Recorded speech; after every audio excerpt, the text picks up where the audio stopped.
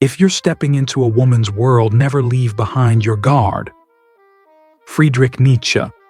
What if the greatest threat to a man's legacy wasn't failure, poverty, or even death, but the smile of a woman? It sounds absurd, doesn't it? That something so soft, so beautiful, could be the flame that consumes empires. But history doesn't lie. And neither does human nature. From kings to athletes, philosophers to businessmen, the story repeats like a haunting echo through time. Men who conquered nations but could not conquer their own desire. Take a look at Shannon Sharpe, a man forged in hardship, raised with little, driven by purpose, disciplined for decades. He fought his way to the top with grit, intelligence, and a voice that demanded respect. But now his entire empire teeters on the edge. Not because he lost a game, not because he made a tactical business mistake, but because he let down his guard not on the battlefield, but in the bedroom. This is not just about Shannon. It's about every man who thinks he's immune, every man who confuses beauty with virtue, charm with character. And it's about the timeless trap Nietzsche warned us about, the invisible war between lust and discipline. In this video, we're going to unravel that trap, trace its patterns through history, and ask the question every man must eventually face. Can you rule your hunger, or will it rule you? It begins where most tragedies do not, with chaos, but with seduction. Not with war, but with softness. The downfall of a man rarely starts on the battlefield, it starts in the bedroom. Friedrich Nietzsche didn't offer casual warnings when he wrote, "Are you going to? Women do not forget the whip." He wasn't advocating violence. He was pointing at something far more dangerous: the seductive power women can wield over men who have not mastered themselves. Sex is not harmless. It is the oldest form of leverage. For centuries, women without virtue have used beauty as bait, and men drunk on desire have followed blindly. It is not love that brings great men to ruin. It is lust, the inability to say no, the fantasy that beauty equals goodness, that desire equals connection. And when a man falls, he doesn't just lose a moment. He risks losing everything: his empire, his name, his peace of mind. The world won't mourn his fall. It will feast on it. Because a man undone by temptation is not seen as a victim, he is seen as a fool. And fools are the first to burn when the fire comes. Strength is not forged in the gym or the boardroom, it is forged in silence, in solitude, in the moments when no one is watching, and temptation whispers its sweetest lies. The true measure of a man is not how much he can lift, but what he can resist. Lust is not just a fleeting desire, it is a test, a mirror that exposes what rules you. And for most men, that mirror reveals chains they never knew they wore. To master your hunger is not merely discipline, it is war against the most primal part of you. Because the man who cannot say no is not free. He may wear a suit, drive a luxury car, and sit atop a fortune, but inside he is a prisoner, led not by vision or values, but by the pull of pleasure. Nietzsche warned us empires are not lost in battle, but in bedrooms. Great men do not fall because they were outmatched, they fall because they were distracted, because the fire that should have fueled their mission was wasted chasing warmth in the wrong places. The man who conquers himself becomes unshakable. All others are just waiting for the wrong woman to light the fuse. Shannon Sharpe wasn't just a football player, he was a symbol of what hard work, discipline, and persistence could build. Born into poverty, he didn't have privilege, but he had fire. He carved his way into greatness with sweat, sacrifice, and the sharp edge of his mind. For decades, he stood as an example of masculine excellence, focused, articulate, relentless. But today, that image flickers. Not because he lost a game or failed in business, but because he may have failed himself. Now headlines swirl, accusations hang in the air, and everything he built trembles not under the weight of facts, but under the power of perception. Whether the allegations are true or false almost doesn't matter anymore. The court of public opinion doesn't wait for evidence, it smells weakness and it attacks. And for men like Sharpe, who built their life brick by brick, the fall is devastating not because of what happened, but because of what was risked for so little. He didn't lose on the field, he lost in the invisible arena of desire and judgment. His story is not an anomaly, it's a warning. And every man who thinks he's immune should take note: no amount of success will save you if you hand your soul to the wrong hands. In the ancient world, a woman's power was biological. She could bear children, and that made her indispensable. But in the modern age, that leverage has evolved. Today, it's not childbirth that holds power, it's accusation. It's public shame. It's the weaponization of beauty, charm, and timing.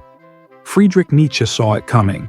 He warned that women who seek power through manipulation, not reason, are the most dangerous because their weapons are invisible. Not swords, but seduction. Not argument, but allure. A glance can become a trap. A smile can be a snare. And the modern man, if he is blind to this, becomes an easy target. In courtrooms, boardrooms, and especially online, a woman's influence doesn't always come from what she builds, but from how she destroys. The tragedy is not that all women are this way, far from it, but it only takes one woman with no loyalty, no honor, no empire of her own to lose. And in a culture where reputation is currency and perception is everything, the damage can be instant and irreversible.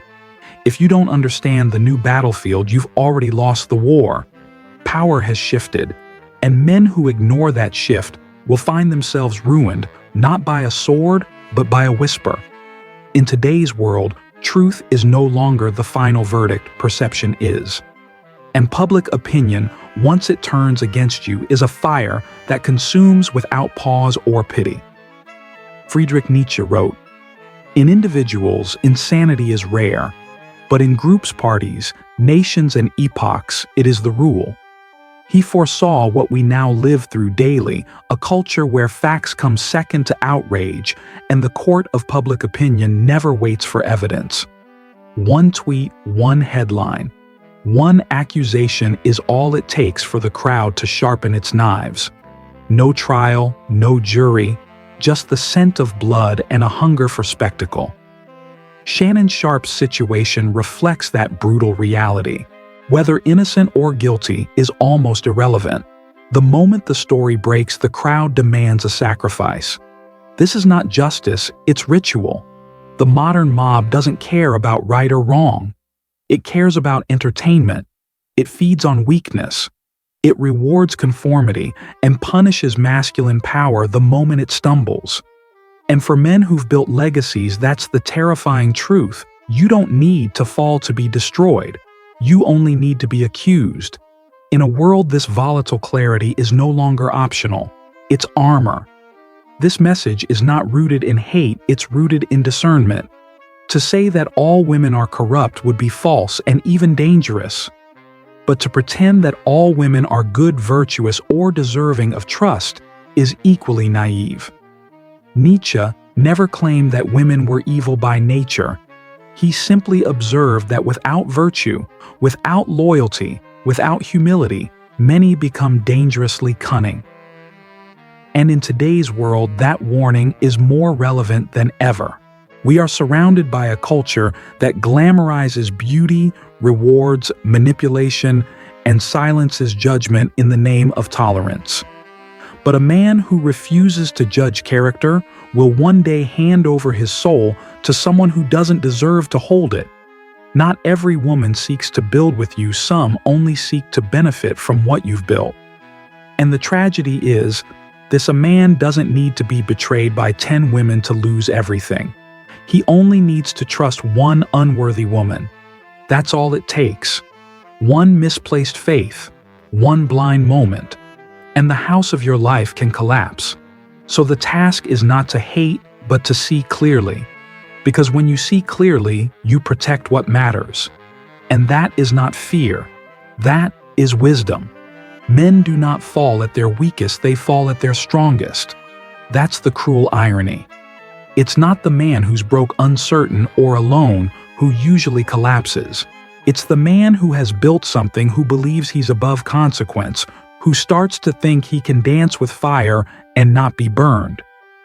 Shannon Sharpe is not just a man in crisis, he is the embodiment of this ancient pattern. A man who conquered doubt, poverty, and limitation, but could not conquer himself.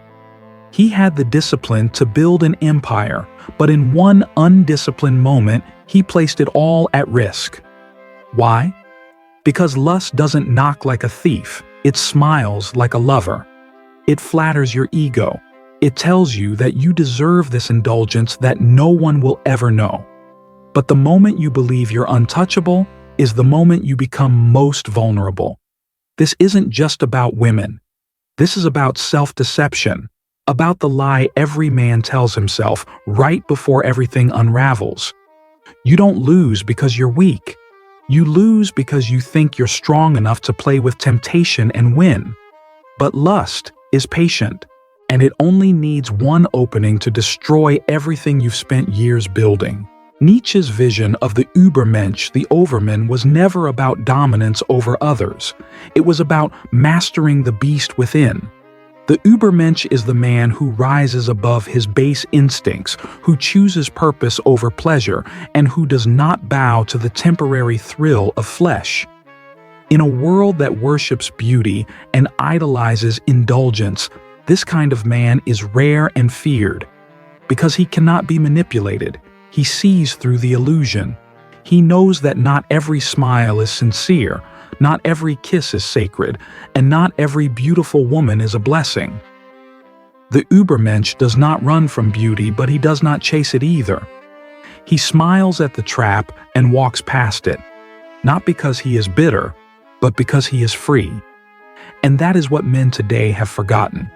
Freedom isn't the ability to take what you want, it's the strength to walk away from what you don't need. The man who transcends his lust becomes untouchable. His empire is secure not because it is guarded by soldiers, but because it is ruled by a king who has conquered his own hunger. In that conquest, he becomes unshakable. He becomes dangerous not to others, but to illusion. Every man has something to lose: his name, his mission, his legacy. And most men don't lose it to war, bankruptcy, or betrayal by enemies. They lose it in moments of weakness, in moments where pleasure overrules purpose.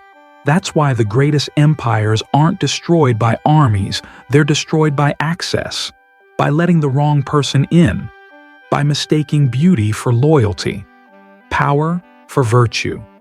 And in that tragic mistake, a man hands over the keys to everything he built to someone who never had to earn it. No matter how strong you are, no matter how respected, how wealthy, how admired you are, still vulnerable if you don't protect your gates. Because no amount of success can compensate for one fatal blind spot.